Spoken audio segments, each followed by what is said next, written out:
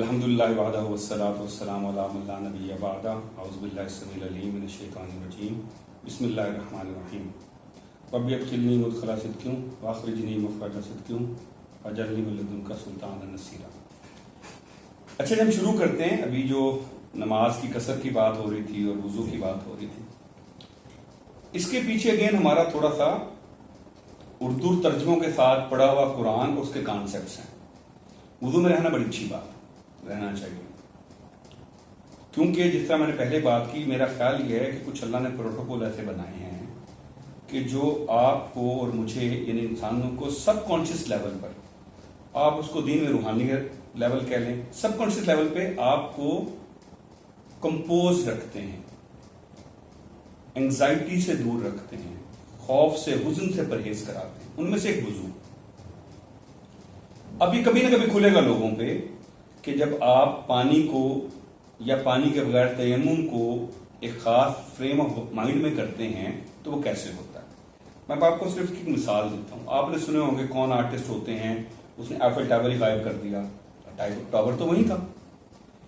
وہ کرتا کیا ہے، وہ سرٹن جارگن کے ساتھ آپ کے فریم آف ریفرنس کو اس طرح انفلوئنس کرتا ہے کہ آپ کو لگتا ہے وہ وہاں نہیں ہے۔ اسی طرح کچھ عرصے پہلے کچھ ویڈیوز بڑی مقبول ہوئی تھی، جس میں ایک بندہ جو ہے وہ آپ کا تھوڑی دیر بعد آپ کو بینک کے لاکر کا نمبر آپ کو بتا دیتا تھا، آپ کے گھر کا نمبر بتا دیتا تھا۔ اگین وہ کرتا کیا ہے، وہ آپ کے فریم آف ریفرنس کو، تھاٹ پروسیس کے فریم اس طرح انفلوئنس کرتا ہے کہ آپ اصل بات اگل جاتے ہیں۔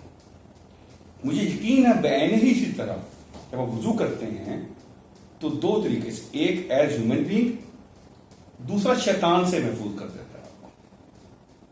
جیسے اب شیطان سے محفوظ ہوتے ہیں، آپ کی اور میری بطور انسان، بطور ابن آدم، جو ولنریبلٹی ہے وہ ختم ہو جاتی ہے تقریباً، پھر نفس بچ جاتا ہے۔ نفس کی جو برائیاں ہیں، یہ نفس کی جو شہوات ہیں، وہ گنی چنی سی ہیں اور وہ کلیئر ہوتی ہیں، بلیٹنٹ ہوتی ہیں، ان کو آپ پکڑ لیتے ہیں۔ مثال کے طور پر نفس آپ کو کہے کہ چوری کر لیں،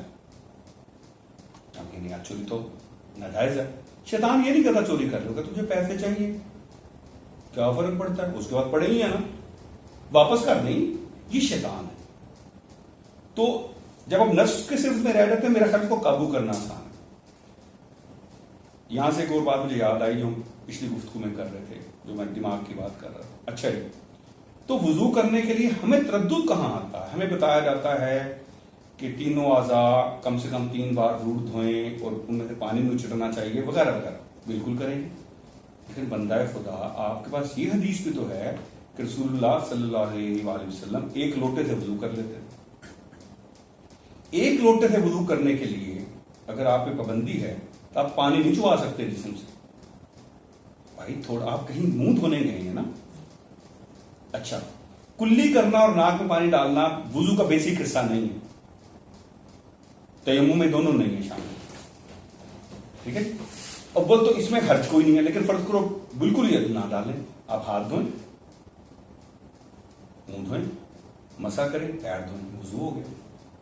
وہ میں تو جو آفس میں ہوتا ہوں، بھائی آپ کے اگر جرابیں صاف ہیں، جو عام طور پر اگر آپ ڈھنگ کے آفس میں کام کرتے ہیں صاف ہوتی ہیں، آپ جرابوں پہ مسا کر لیں، وہ تو میرے سارا دن۔ یہ جو تشدد ہم نے ڈالا نا غیر ضروری، وہ تنگ کرتا ہے۔ تو بیسیکلی آپ جب کبھی واش روم جاتے ہیں، عام طور پہ آپ کا وضو تب خراب ہوتا ہے، آپ نکلتے ہوئے ہاتھ بھی دھو لیں، منہ بھی دھو لیں، مسا بھی کر لیں، پیروں پہ مسا بھی کر لیں، آپ کا پھر وضو تیار ہو گیا۔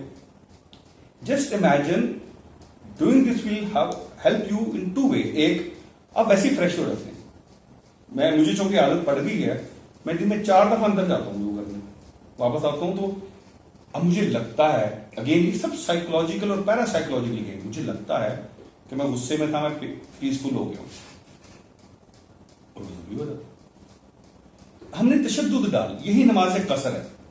وما علینا الا البلاغ۔